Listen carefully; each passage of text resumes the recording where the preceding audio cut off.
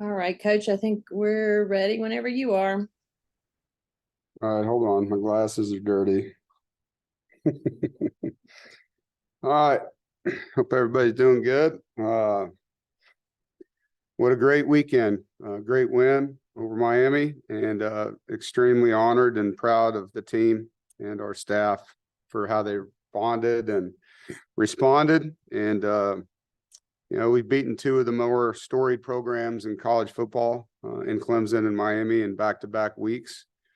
And that occurred because of a very dedicated effort from a great staff and players that fought and fought and fought and executed longer and fought harder than our opponent and found ways to win playing with each other. It's a tough team. No matter what, this team fights, and I'm proud of that. And no matter what, I'm very proud of them for that. And it was a heck of a football game Saturday night. Great environment, game day atmosphere, awesome crowd noise. Thankful. That's what it's supposed to feel like, supporting your team that's battling and fighting, and so much better than we had in some previous games where we could have used that. It was phenomenal, and thankful. It was two really physical groups in that game battling. The line of scrimmage was hard fought, and both fronts, O-lines, D-lines, it was a slugfest in there, and I thought our guys did a good job, and came down really to a pivotal moment, goal line stand. And that moment, like I said, after the game, they put in some big guys. We put in some big guys, and we stopped them. And Shy Battle came off the edge and did a great job on a play. And really cool, to stop them there on the 3. Defense is tired. Offense had just had 3 straight 3-and-outs, and then they come out and go on a 97-yard touchdown drive to make it a 2-possession game. Huge sequence in that game, and some pivotal third downs. A third down completion from MJ to KC kind of sparked the drive, and then a third down run by Brennan. Another great play, and then they gave us a penalty on that play with their guy on our sideline, and turned into the game, and then the takeaways on defense to put it away at the end. But positives on offense, I thought we played really hard up front and battled against a tremendous D-line. We averaged 4 yards a carry against that group. We only had 5 plays in our backfield by a team that averages well over that. I thought our backs did a better job. We ran hard. Obviously, Kendrick had an exceptional run, but we had more yards after first contact, and that was one of our goals in that room this week. More explosive plays than we had the week before. And I really thought Anthony Belton and Ja'Carius Peak at tackle played their best games for us, both of them. Had more pancakes than they've had. They played against 2 really good edge players, and proud of them. Negatives, the 2 pre-snap penalties, those were not needed, obviously, and poor focus, and can't happen. Things we got to do better. In the red zone twice, we got field goals instead of touchdowns, things that we can get better at and finish drives. But overall, I thought against a really good defense, the offense did a good job, especially when we needed them. On defense was probably one of our better performances. 4 takeaways, a goal line stand, gave up no touchdowns the entire game. No explosive plays for scores. Our sudden change defense, when you come out after the offense turns the ball over twice, we get turnovers right back, 2 for 2. Third down, we were 13 of 17, efficient.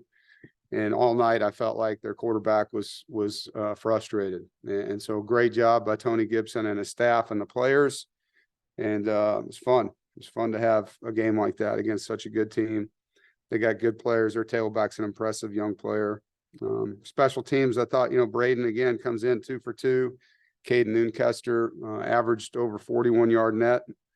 Anthony Smith continues to get down the field and help us in coverage units. And I thought we did a good job pressuring their rugby punter. He's really caused some problems for some teams. Jalen Coit makes really good decisions back there.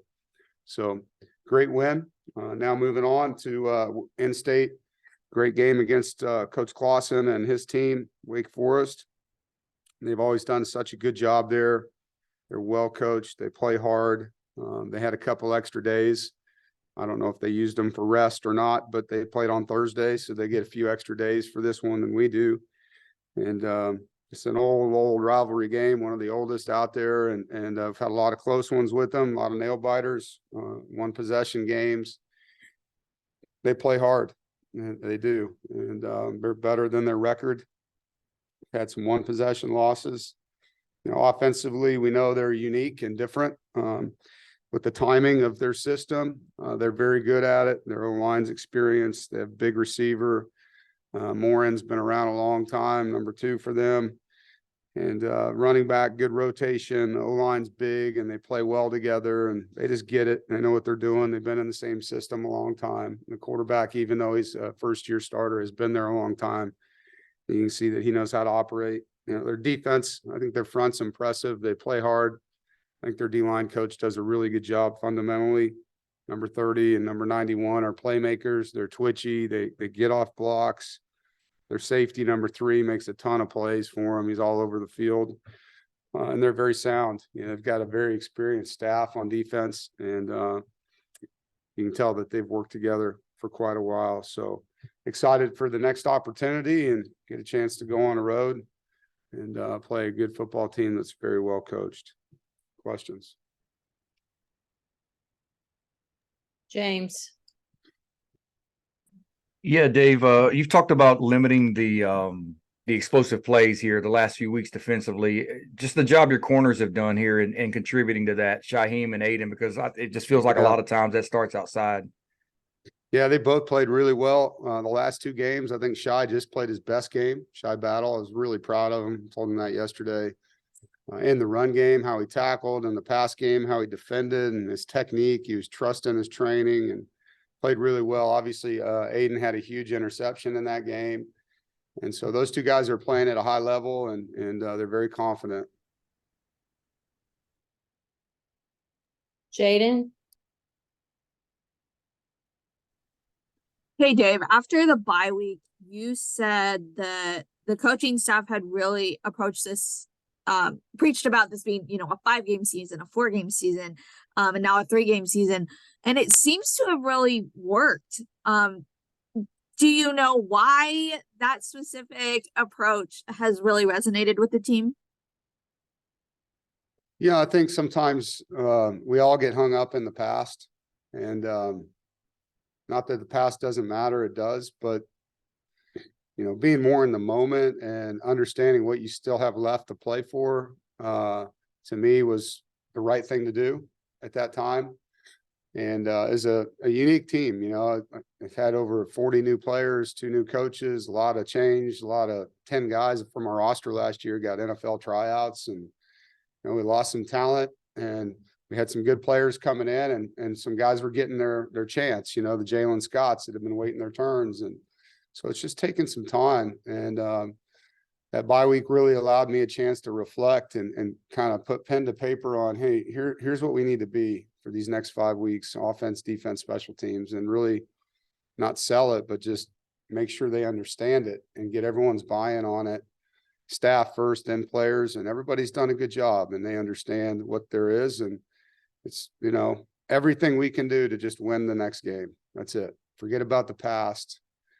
Don't think about the end. Think about today, and I know that's easier said than done, but our guys bought into that.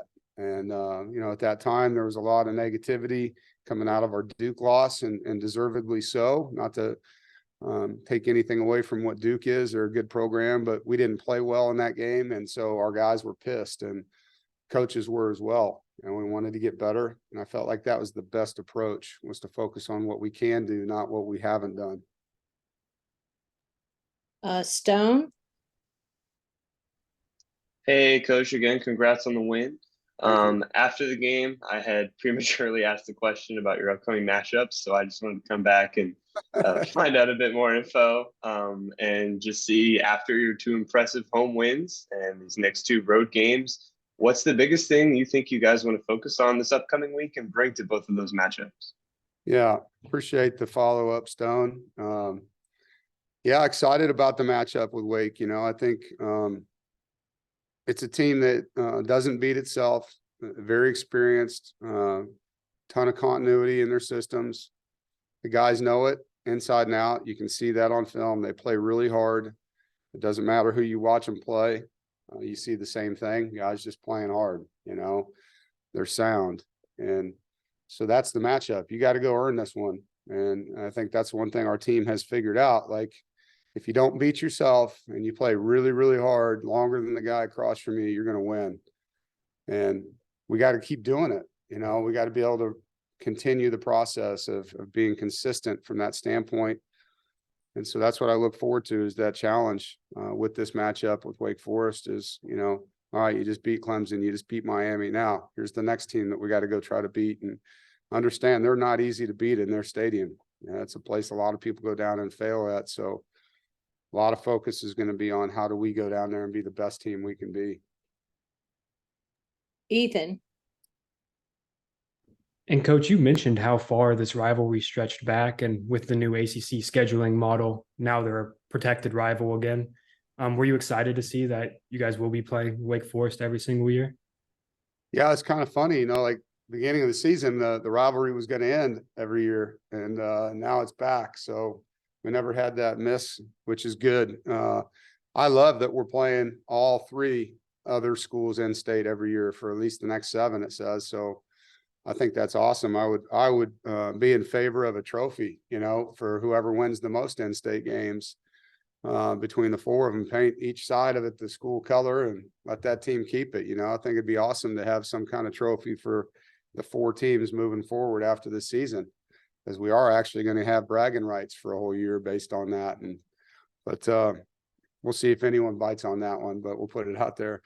But it's going to be fun to have, the opportunity to play Duke, play Wake, play UNC every season. And, occasionally we'll get one of the mid non-power 5, ECU, App or Charlotte on our rotation. I know the other schools are as well. And so we'll see how that all plays out. But it's awesome if you look at the geography of it, because these leagues across the country are becoming less geography, or coming the entire country. Like, we're going to have 2 California schools and a Texas school.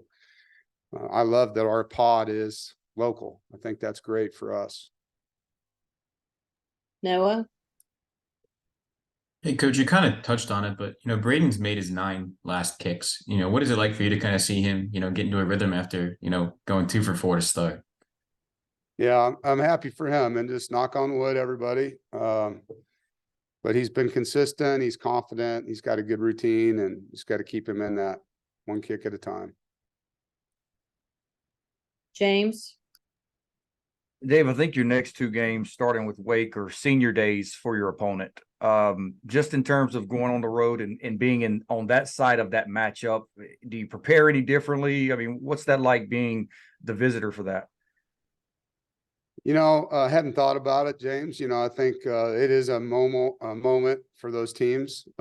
It's not a moment for the visiting team. We're just going out there to play them. And we know that if it is their senior day, it's going to be emotional for their players.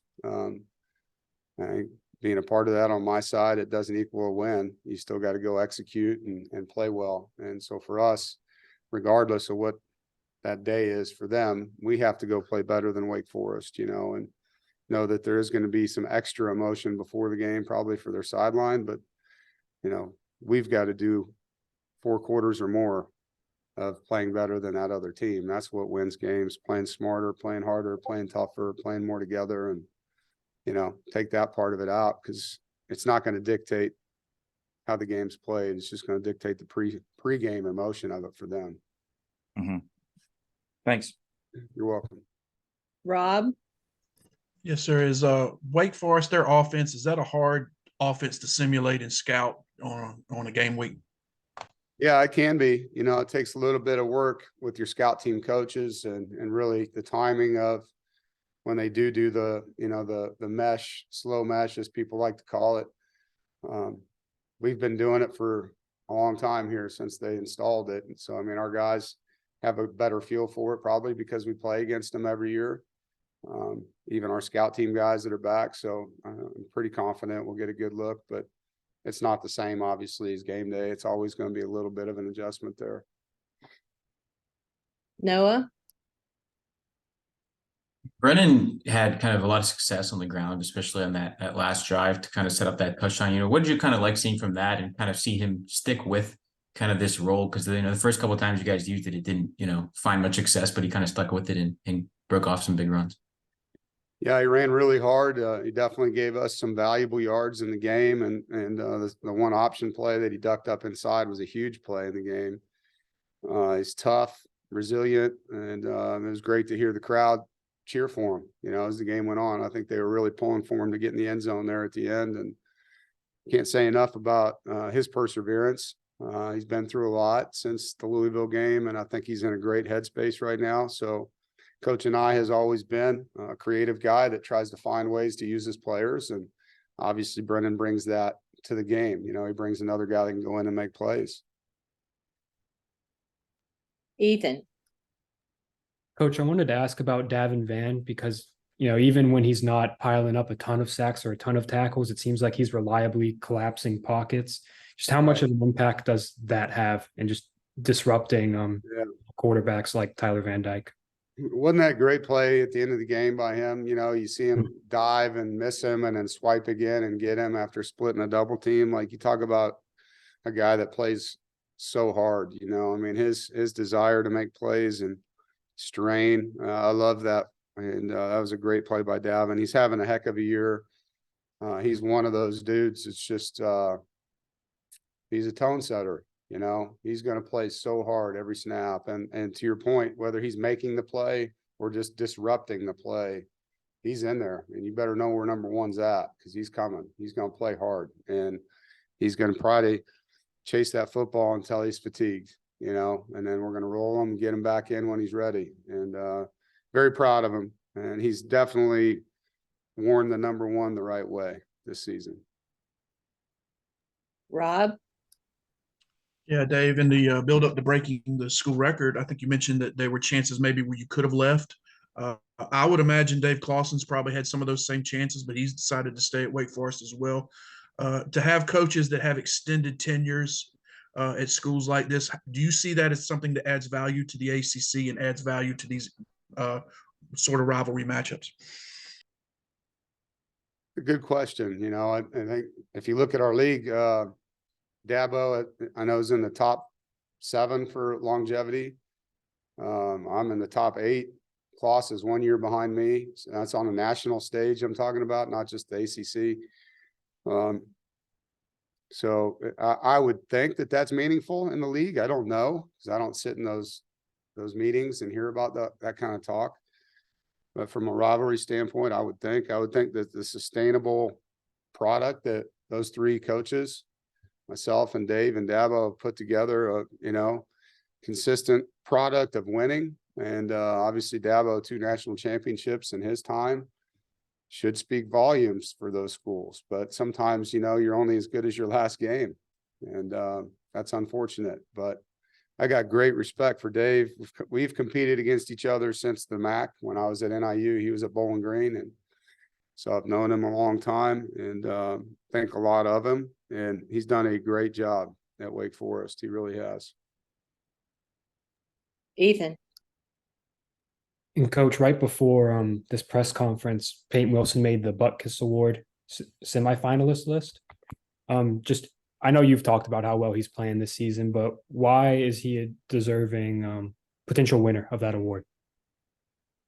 Well, I don't get to watch all the teams play, and I know there's a lot of good players, so I don't want this to come across like I'm demeaning anyone else, but he is the best defensive player in college football right now. What his impact is on the field during a game, I just don't know if anyone has that on their team. He is impacting the course of the game, throughout the game, and every game. And it's not like he just has a good game every now and then. Like, every game, he could be the defensive player of the week in the ACC. And I think sometimes he probably doesn't get it because they want to reward somebody else. He is all over the field, playing at a high level in every facet, fitting the run, blitzing the run, dropping into coverage, rushing the passer, helping us on special teams, leading in the locker room, leading in the community, doing it all. And so he's very, very deserving of semifinalist, and in my opinion, of the entire award when it's done. And I know we're not done. There's still work to do. but I'm thankful that they did put him on their list. It means a lot for him. I think it's a great award. Dick Butkus, one of the toughest dudes out there to be on a list. I think he's very, very representative of what that list is about. And I look forward to seeing him on stage accepting that trophy, hopefully here. That would be awesome for him and his family for what he's been through and his story. Thank you. Kate, Coach, when we spoke to you on Saturday night, you were very reflective on breaking the record for all-time wins at NC State. Curious what the rest of your weekend was like. I know you said you had family and friends in town, and just kind of getting a chance to celebrate with the people that have helped you reach that goal. Yeah, it was awesome. You know, after the game, obviously Sarah and Luke and Connor were in the tunnel and hugging up on them, and walked up the tunnel with them, and all my friends, close friends from Drake, where I went to school, were at 8 of them here. And then 2 of our really close friends from Wisconsin were here. And then, you know, did the press conference and the huddle show and all that. And we went out to the parking lot and just had a nice little tailgate, you know, and several of our coaches and their families were down there, and had some music playing on the music or on the boom box they had down there, the Bluetooth thing. And, we just sat there till 2 or 3 in the morning, just laughing and joking and enjoying each other's company, catching up.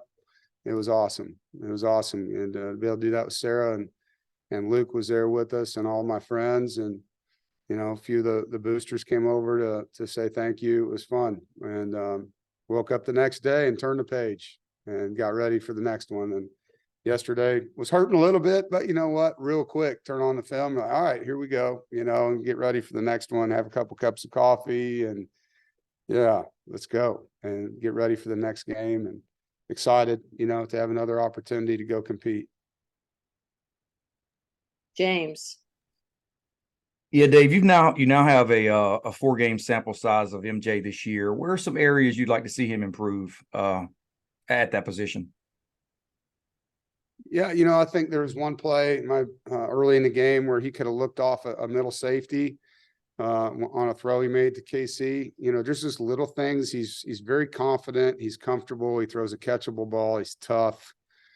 And the game continues to slow down for him. But there's just little things within routes where you see something in a coverage and maybe you can help yourself with your eyes on things like that. It is a game that requires so much, and the more you play it, the better you get, you know. And so he's 3-1 as a starter. He's really worked hard, and, you know, I know he'll continue to grow and get better.